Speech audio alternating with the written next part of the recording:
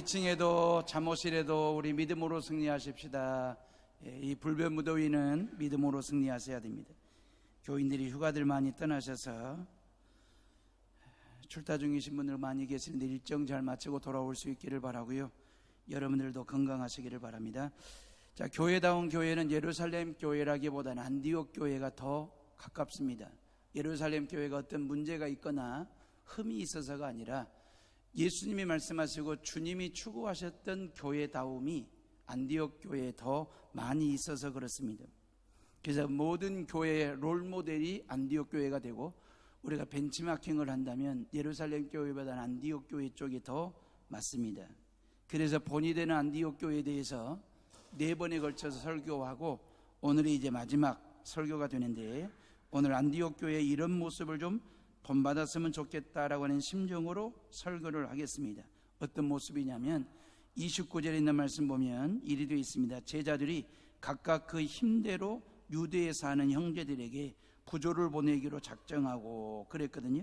힘 닿는 대로 안디옥 교회 성도들이 예루살렘 교회 교인들을 위해서 부조 헌금, 요즘 우리로 말하면 구제나 아니면 선교 헌금이라고 하면 이해가 될 겁니다. 자, 이런 헌금을 모아가지고 예루살렘 교회 및 주변 교회를 도운 이야기, 이거 우리 한번 본받자라고 하는 것입니다. 자, 27절 말씀 봐보세요. 우리 다 같이 읽습니다. 시작. 그때의 선지자들이 예루살렘에서 안디옥에 이르니 그랬어요. 안디옥 교회가 바나바와 바울 목사님을 중심으로 해서 엄청난 큰 부흥을 하고 있었거든요. 그때 예루살렘 교회에서 몇 명의 선지자들이 안디옥 교회를 방문하게 된 겁니다. 그러면 신약 시대 때의 선지자는 사도들 다음 가는 귀한 직분입니다. 그러니까 선지자들은 신약 교회에서 뭔 일을 했냐면 교회에서 성경을 가르치고 사도들을 돕는 일을 했고, 교회가 나아가야 될 방향성을 제시하고, 그리고 성도들을 말씀으로 위로하며 격려하는 사람들이 선지자들이었습니다. 구약의 선지자는요, 하나님과 백성들 사이에 중보적인 역할을 했죠. 다리 역할을 하면서 백성들의 사정과 형편을 하나님께 아뢰이는 일을 구약의 선지자들이 했어요. 그리고 하나님의 뜻이 뭔지를 가져다가 백성들에게 가르치면서 백성들의 삶 가운데서 하나님의 뜻이 구현될 수 있도록, 이제 이게 구약의 선지자들의 역할이었거든요. 신약의 선지자들과 구약의 선지자들의 역할에서 약간의 다름이 있습니다. 틀린 것은 아니고요. 자, 이런 선지자 중에 한 사람인 아가보가 이런 예언을 안디옥 교회에 와가지고 했어요. 그게 28절 말씀이거든요. 이리 되어 있습니다. 그 중에 아가보라 하는 한 사람이 일어나 성령으로 말하되 천하에 큰 흉년이 들리라 하더니 글라우디오 때에 그렇게 되니라. 그래서 온 천하에 큰 흉년이 임한다. 그 예언을 했는데, 그 예언이 언제 성취가 되냐면 로마 황제 글라우디오 황제 임기 때에 그렇게 큰 흉년이 옵니다. 클라우디오는 로마의 제 4번째 황제인데 주 41년부터 주 54년까지 13년 동안 황제의 자리를 지켰던 사람, 초대교회 시작과 궤적을 같이 하는 황제가 바로 클라우디오거든요. 이때 마침 이방 땅에 안디옥 교회, 이방인 최초 교회가 세워지기도 했고 말입니다. 자, 안디옥 교회는 엄청난 부흥을 합니다. 바나바 목사님 혼자 감당할 수 없는 부흥이 일어났습니다. 그래서 다소 땅에 야인처럼 13년 동안 묻혀있던 보배 같은 바울 사도를 초청하여 두 분이 팀목해 동역을 하게 됩니다. 그러면서 영적인 시너지를 일으키게 되죠. 근데 그러면서 안디옥 교회는 정말 큰 엄청난 부흥을 하게 되는데, 제가 말씀드리는 부흥은 숫자적인 부흥만을 얘기하는 게 아니라 안디옥 교회 교인들의 내면의 성숙 말입니다. 삶의 변화 말입니다.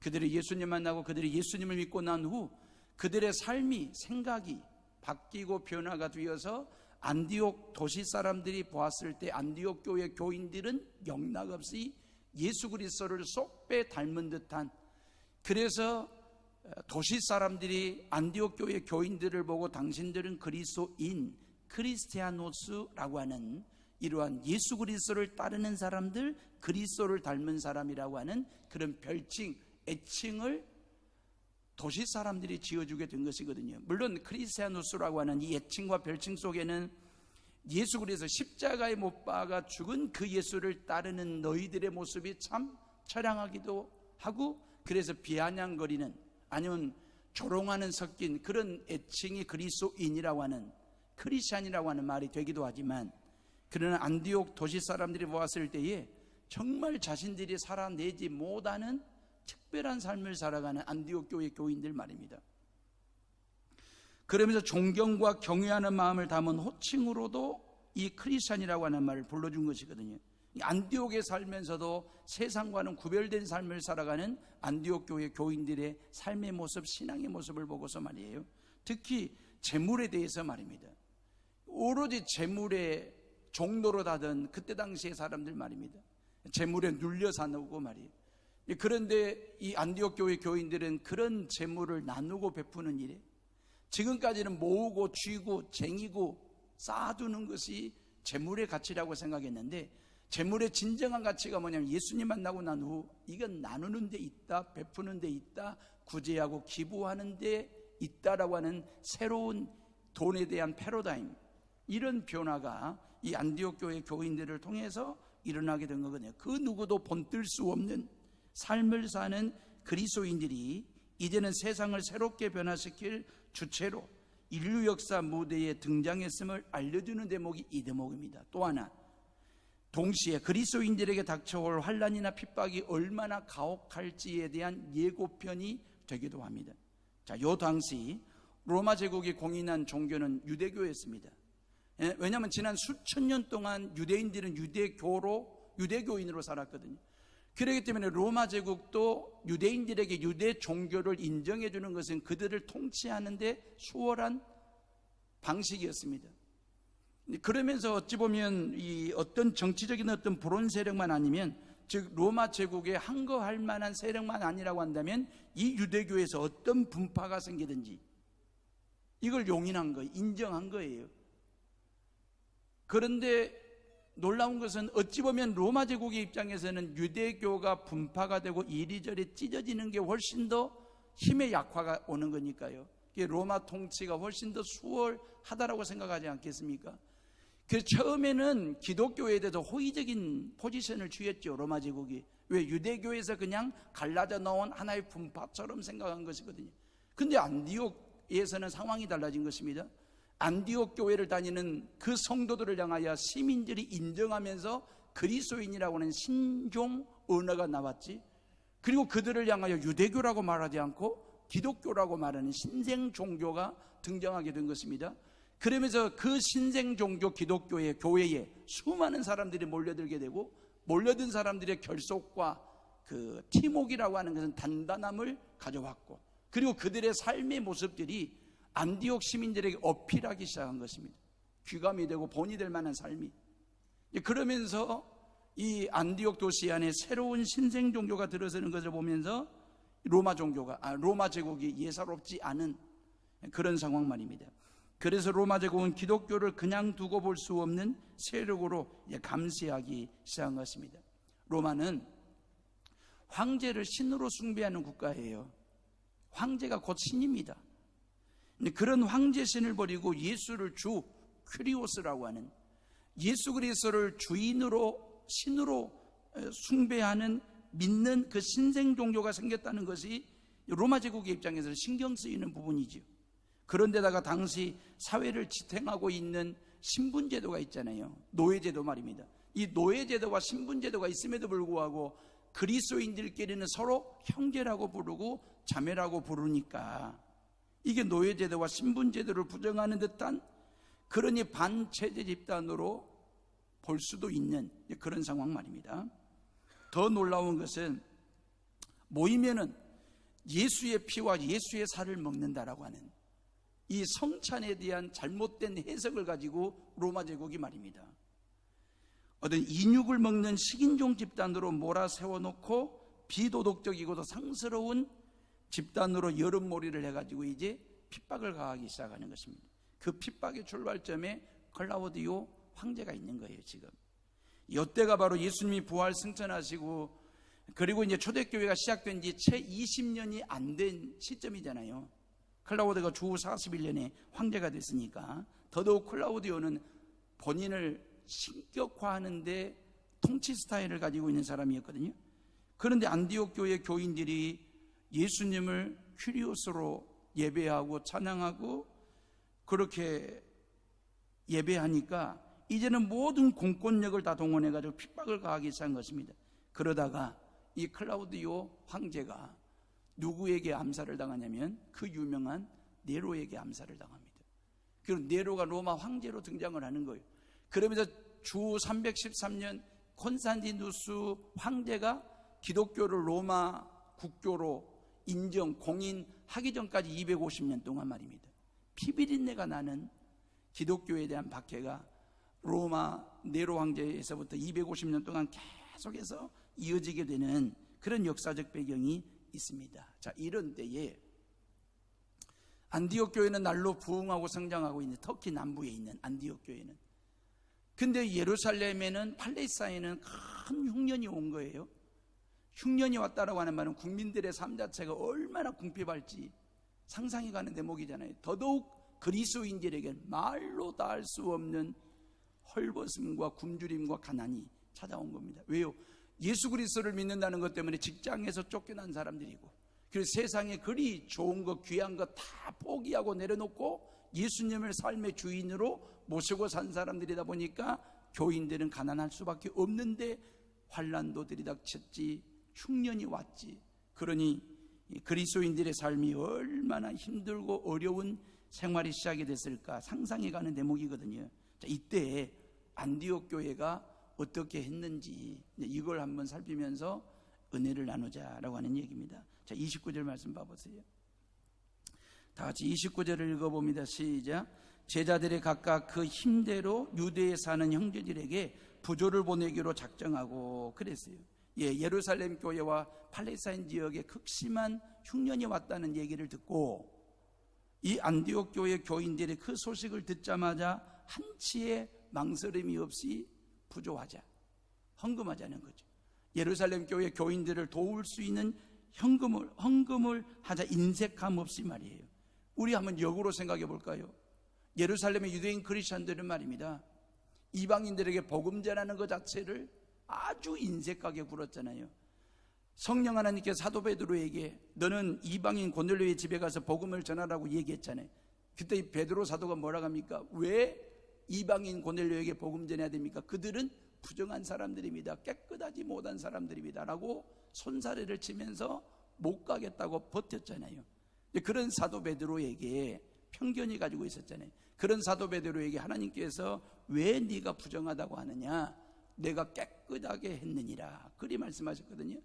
그러면 깨끗하게 했다라고 하는 말은 당신의 아들 되신 예수 그리스도의 십자가의 죽음과 십자가 위에서 흘리신 그 보혈의 피는 유대인들의 죄만 깨끗하게 씻은 것이 아니라 이방인들의 죄까지 깨끗하게 씻어 놓은 것이니 그 말이에요.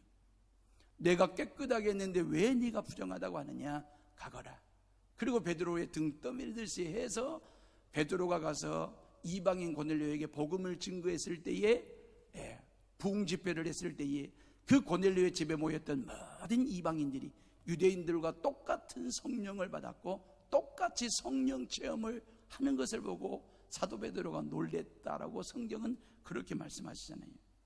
이렇게 유대인 크리스천들은 이방인 크리스천들에 대해서 편견을 가지고 인색함을 가지고 있었어요. 그런데 이방인 크리스천들은 말입니다, 이 예루살렘의 유대인 크리스천들이 가난과 궁핍함에 처했다는 소식을 듣고 한치의 망설임이 없이 우리 부조하자, 구제 헌금을 하자라고 작정을 했다라고 성경은 말씀하고 계시잖아요.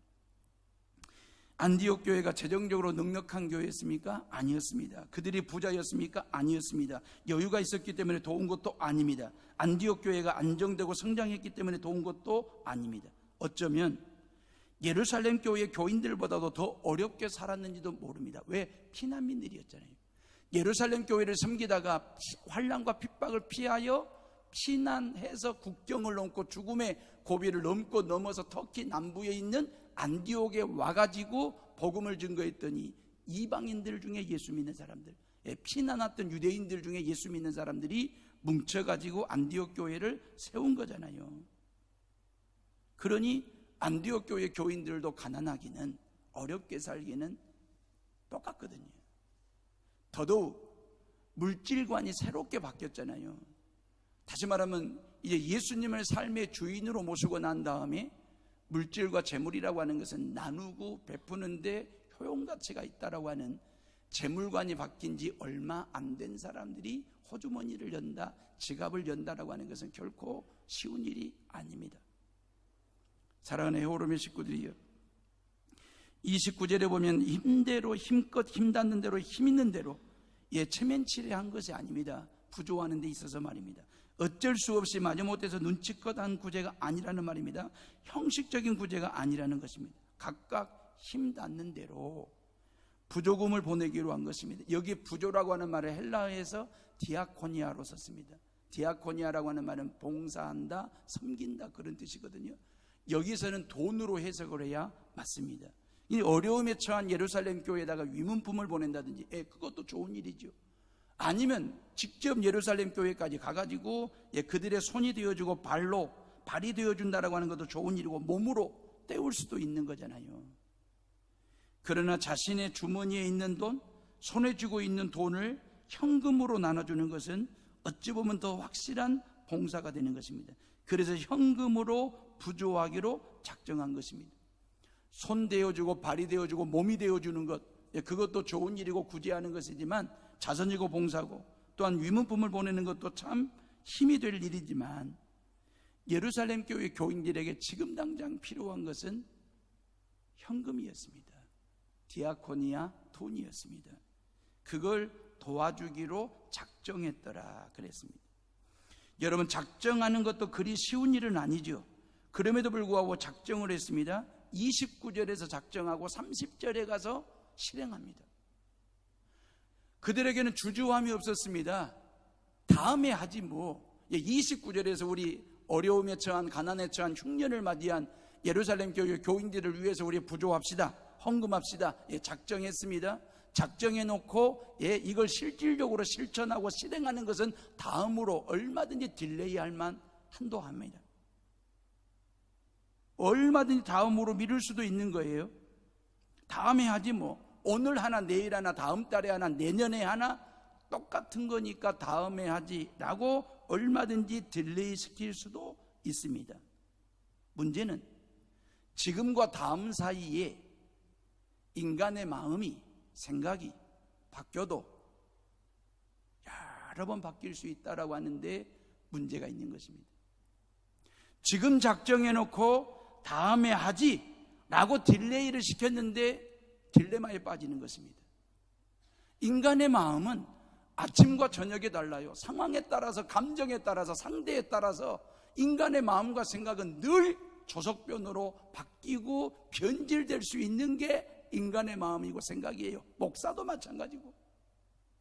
그래서 지금 마음에 결심하고 지금 하자라고 작정했을 때 다음에 하자라고 실행하자라고 해서 딜레이가 됐을 때에는 반드시 변질된 딜레마가 우리로 하여금 힘들게 할 수도 있는 것입니다. 마음 뒤집는 것, 우리의 마음을 뒤집게 하는 것은요, 후라이팬에 계란 뒤집는 것보다 훨씬 더 빨리 뒤집습니다. 그냥 떡볶이 할 때 떡대 뒤집듯이 우리의 마음은 그때그때마다 감정과 상황과 사람에 따라서 바뀔 수도 있고 변질될 수도 있는 게 우리의 마음입니다. 특히 물질에 대해서는 더 그렇습니다. 안디옥 교회 교인들은 얼마든지 그럴 수 있는 이유와 논리를 가지고 있었습니다. 왜? 예루살렘 교회는 안디옥 교회에 비해서 규모도 크고 갖춰져 있는 교회잖아요. 사도 베드로를 비롯해 12분의 목회자를 모시고 있는 교회가 안디옥 예루살렘 교회입니다. 안디옥 교회는 바나바와 바울 목사 두 사람밖에 없습니다. 예루살렘 교회는 자리를 잡은 교회고, 안디옥 교회는 이제 막 한 살배기 어린아이와 같이 이제 막 개척된 교회입니다.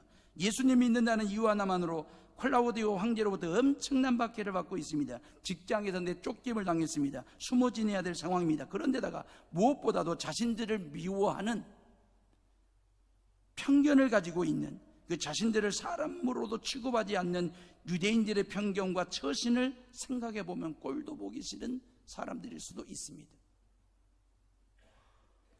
그래서 이래저래 따져보고 생각해보고 저울질해 보면 굳이 도와줘야 될 이유는 눈꼽만큼도 없습니다. 설령 도와준다고 해도 지금이 아니라 다음에 해도 돼, 딜레이 시킬 수 있습니다.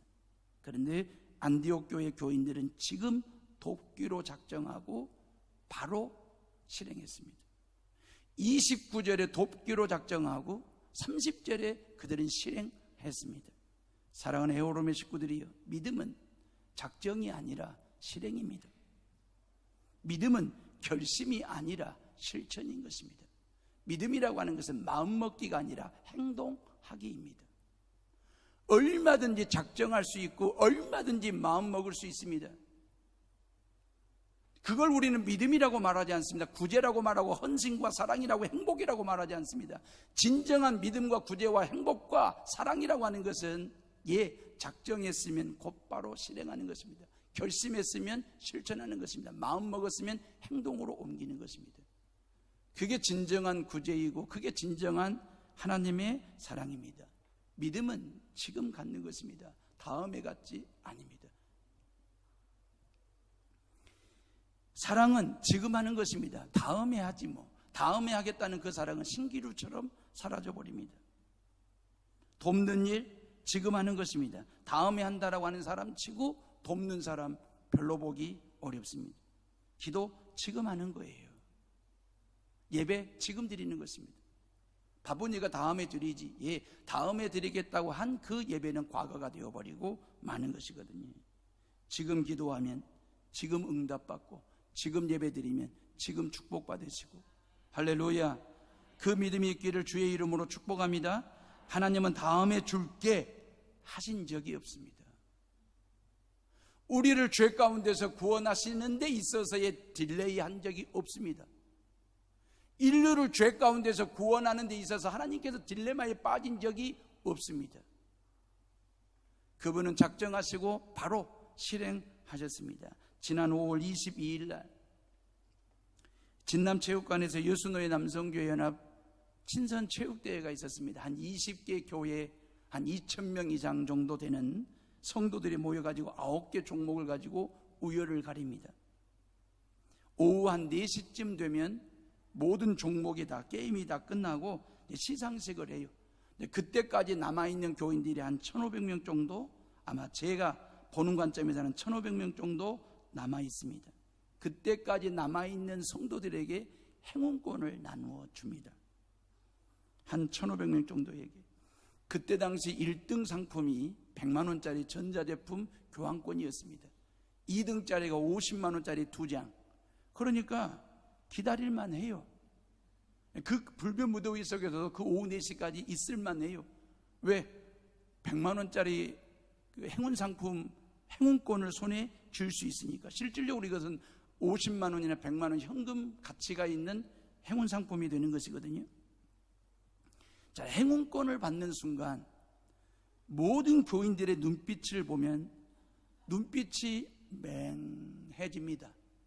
그 눈빛이 허공을 주시하든지 땅을 주시하든지 눈은 뜨고 있는데 맹합니다.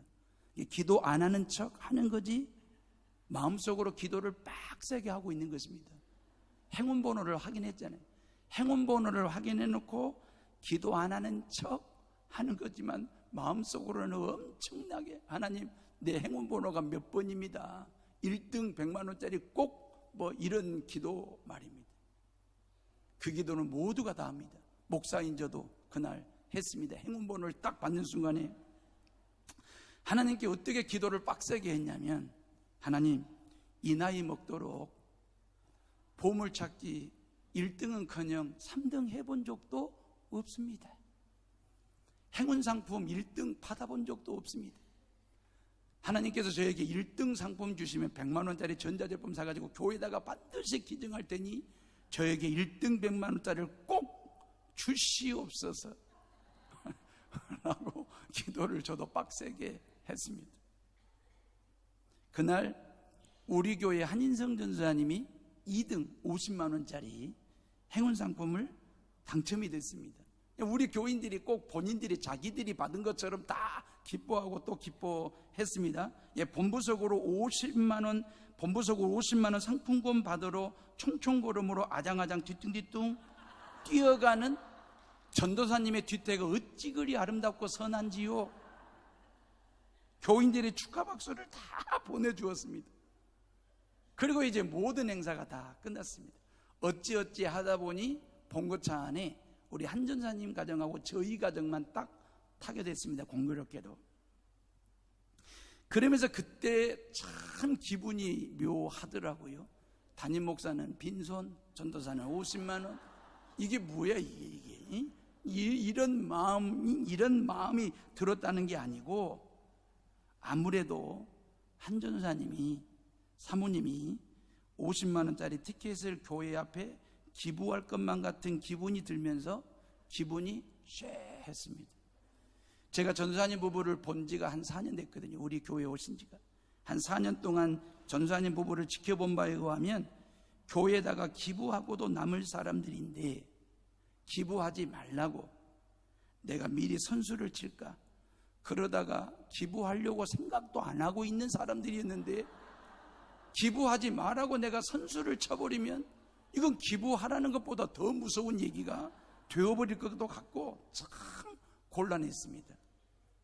근데 이런 묘한 곤란한 기분은 진남 경기장에서 터미널까지 내려오는 그 짧은 시간에 깨졌습니다. 한 전도사님이 저한테 목사님 교회 앞에 기부하겠습니다 그러는 거예요. 그게 저는 아니라고 그랬죠. 왜냐하면 형편이 넉넉지도 않은 부교육자에게 50만 원은 결코 적은 돈이 아닌데 그 50만 원 가지고 집에 필요한 가전제품 사시든지 아니면 예원이 필요한 것 사서 주든지 그렇게 생활에 보태시라고.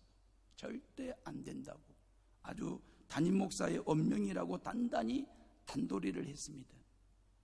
그리고 그 다음날 수요일날 아침에 교육자 회의를 하는데 회의 시간에 또다시 교회 앞에 드릴 테니 목사님이 꼭 필요한 교인 집에 이렇게 가정에 전달해 주시면 좋겠다고. 아니라고.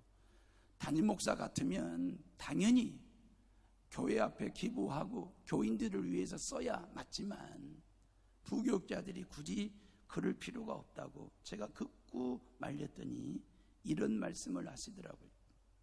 지난밤에 사모랑 내린 결론이 아주 중요한 목사고시를 앞두고 있는데 하나님께서 우리 부부를 달아보시는 것 같다고.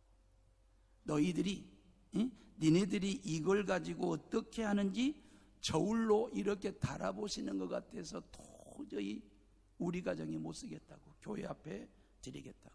목사고시를 앞두고 이 말에 하나님이 저울로 달아보신다는 이 말에 제가 받아들이기로 했습니다.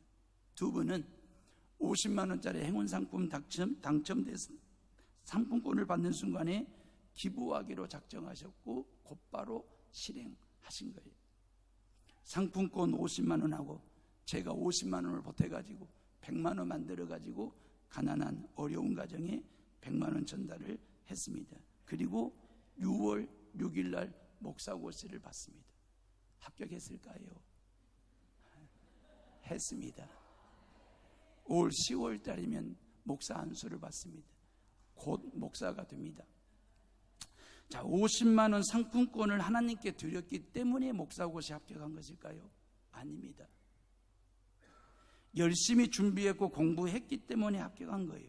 50만 원과 목사고시 합격은 같은 게 아무런 상관이 없습니다. 다만 50만 원을 꼭 필요한 성도님 가정에 기부하고 섬겼더니 하나님께서 그걸 보고 기뻐하시면서 그 하나님 아버지께서 우리 한전사 가정에 뭘 줘야 기뻐할까? 무엇이 저 가정을 기쁘게 할까? 하나님 아버지가 생각해 보니 목사고시 합격이 가장 큰 선물이 되겠다. 그래서 주신 것입니다. 안디옥 교회 성도들은 각각 그 힘대로 부조를 보내기로 작정한 것입니다. 분에 넘치는 부조가 아닙니다.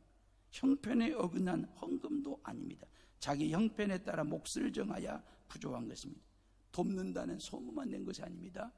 돕는 척 한 것이 아니라 각각 최선을 다해서 도운 것입니다. 사랑하는 헤어롬의 식구들이요, 남을 돕는 일에 있어서는 하나님 앞에 헌금을 드리는 일에 있어서 언제나 최선을 다해 힘껏 하십시오. 이것은 마이너스가 아니라 플러스입니다. 내 손에서 떠나가는 순간, 호주머니에서 나가는 순간 내게는 수학 공식적으로 계산해 보면 마이너스입니다. 근데 내가 누군가에게 나누고 구제하고 기부하고 베품을 통해서 내 마음속에 형용할 수 없는 기쁨이 생겼다, 행복감이 찾아왔다, 이것은 플러스입니다. 돈으로 바꿀 수 없는, 하나님 앞에 귀한 헌금을 힘닿는 대로 했다, 그랬더니 하나님께서 우리에게 복을 내리시고 은혜를 허락하셨다라고 했을 때에 하나님 앞에 헌금이 나가는 순간에 수학적으로는 마이너스지만 믿음과 행복이 내 마음을 충만하게 채웠다고 한다면 그것은 더하기가 되는 것입니다. 플러스가 되는 것입니다. 마이너스가 아닙니다. 예수 그리스도를 믿는 멋스러움이 어디에서 나오는 것입니까? 모으고 쟁이는 데 있습니까? 가지는 데 있습니까? 쌓는 데 있습니까? 도대체 예수 그리스도를 믿는 멋스러움이 어디에서 나옵니까? 예수 그리스도를 믿는 진정한 맛이 어디에서 나옵니까? 그것은 나누고 베풀고 기부하고 부조하고 돕는 데 멋스러움과 맛스러움이 있습니다. 아프리카 탄자니아 김종수 선교사님이 사역하시는 선교지에 우리 교회 청년, 구해진 청년이 3개월 동안 단기 선교를 잘 마치고 건강한 모습으로 귀국을 했습니다. 기도해 주신 성도님들에게 감사 인사를 제가 먼저 대신 드립니다. 단기 선교 떠날 때에 교회에서는 여비로 쓰라고 100만 원을 그 청년 손에 쥐어줬습니다. 그리고 또 우리 교회 모 집사님은 마침 집에 달러가 있어가지고 100달러, 한 120만 원 정도 됩니다. 100달러를 손에 쥐어줬습니다. 그리고 몇몇 분들이 용돈하라고 단기 선교를 떠나는 우리 혜진이 청년에게 용돈을 챙겨 주었습니다. 지난주에도 두관석 선교사님이 오셔서 말씀 전하시고 오후에 은혜를 나누었는데 우리 교회 모 집사님이 100만 원을 챙겨주시는 걸 보고 제가 너무 기뻤습니다. 제가 받는 것보다도 친구 선교사가 성도로부터 그런 사랑받고 가는 모습 보고 기뻤습니다. 우리 교회 안에는 이런 헌신자들이 꽤 있습니다. 오른손이 하는 일을 왼손이 모르게 하는, 숨어서 잔잔하게 감동적으로 섬기시는 분들이 더 많아지고 많아지면 그게 바로 교회의 건강성을 업그레이드 시키는 힘이 되지 않을까라는 생각 말입니다. 우리 구해진 청년이 교회에서 여비로 쓰라고 준 돈, 영상 좀 띄워줘 보세요. 교회에서 여비로 쓰라고 준 돈 100만 원을 가지고 유치원 아이들을 위해서 큰 텔레비전을 사가지고 벽에 걸어줬어요. 그리고 교인들이 줬던 나머지 돈은 초등학교를 짓는데, 우리 김동수 선교사님이 초등학교를 짓는데 필요한 벽돌 등 시멘트 등 자재를 사는데 다 기부를 했습니다. 마음 씀씀이가 얼마나 이쁜지. 탄자니아는 치안부재로 선교사님들도 총탄을 맞아가지고 볼을 관통하는 총알이, 볼을 관통하는 그런 총상을 입은 상황에서도 그 선교사님과 함께 혼신의 힘을 다해 선교하고 섬기고 돌아온 우리 구해진 청년을 위해서 우리 다 같이 격려의 박수 한번 치겠습니다.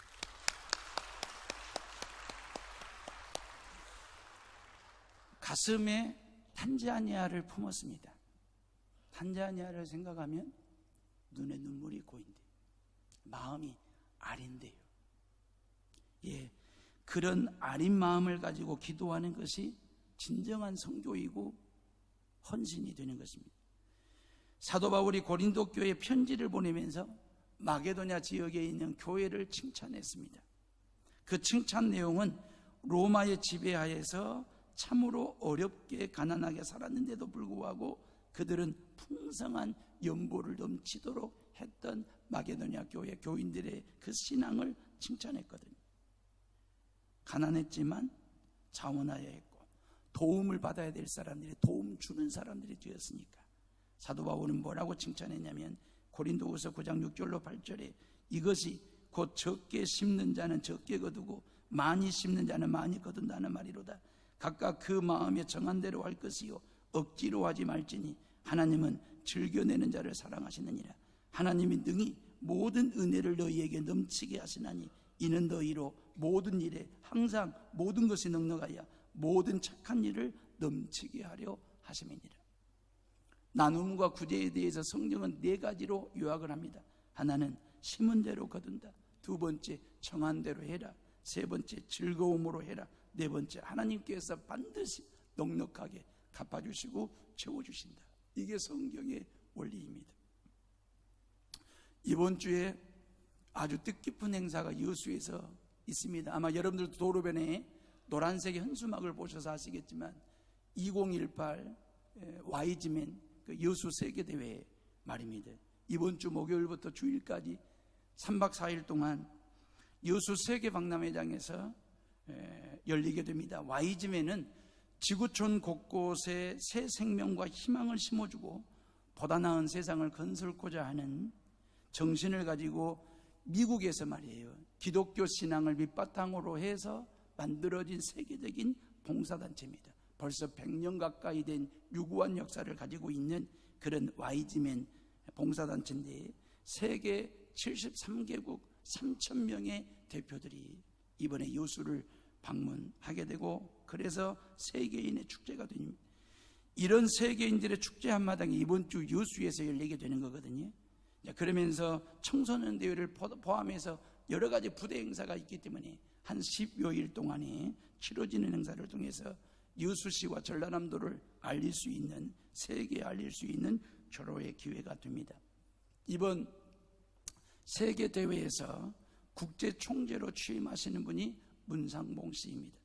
누군지 아시겠죠? 우리 교회 뒤편에 있는 주차장 말입니다. 저거 700평이거든요. 이 700평을 9년 전에 우리 교회 주차장으로 쓸 수 있도록 무상으로 빌려주셨고, 지금까지 우리 교회는 공짜로 무상으로 주차장으로 쓰고 있는 것입니다.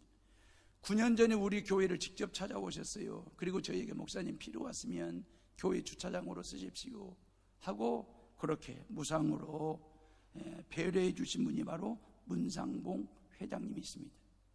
이번에 국제 YG맨 세계 총재로 취임하게 됩니다. 해오름 교회가 이마만큼 부흥한 데에는 전적인 하나님의 은혜이지만 저 뒷뜰에 있는 주차장이 없었더라면 이마만한 부흥을 할 수 있었을까라고 하는 질문 앞에 퀘스천 마크가 붙습니다.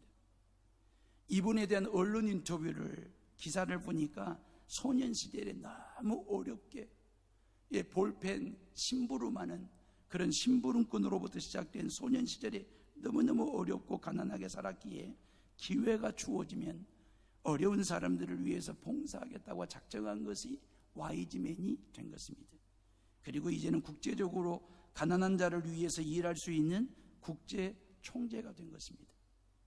여러분들이 국제 YG맨 문상봉 총재님을 위해서 축복기도 많이 해주시고 여수 세계대회가 성황리에 성공적으로 잘 마무리가 될 수 있도록 기도해 주시기를 바라고요. 그리고 임기 동안 전 세계를 누비고 다니면서 가난하고 헐벗고 그런 난민들과 가난한 아이들과 그런 나라들을 찾아다니시면서 일하실 때에 그 일을 잘 하실 수 있도록 건강 지켜달라고 기도해 주시고요. 구제하고 봉사하는 일은 세상을 아름답게 가꾸는 실천 행동이 되는 것입니다. 더 좋은 세상 만드는 일에 힘쓰시라고 기도해 드리는 것이 지난 9년 동안 주차장을 무상으로 쓸 수 있도록 사랑을 베풀어 주신 그분에 대한 작은 섬김이고 성도의 예의라고 생각을 합니다. 잠언 19장 17절에 보면 가난한 자를 불쌍히 여기는 것은 여호와께 구워드리는 것이니 그의 선행을 그에게 갚아주시리라 그랬어요. 이게 뭔 말인 줄 아십니까? 혹 여러분들의 눈에 가난한 사람이 띄거들라, 여러분들 주변에 정말 가난하고 궁핍한 사람이 있거들라, 그래서 여러분들에게 무엇인가를 도움을 필요로 하는 사람이 있을 때에 부담 갖지 말고 불편한 존재로 인식하지 마시고 기회로 삼으세요. 오늘 말씀에 그러시잖아요. 내가 내 지갑을 열고 호주머니를 열어서 그 가난한 사람에게 무엇인가를 주었을 때 하나님께서 나한테 꾸는 것이 된다. 하나님께서 꾸시겠대요. 내가 가난한 사람에게 무엇인가를 줬을 때 주는 순간에 하나님께서 나한테 꾸신대요.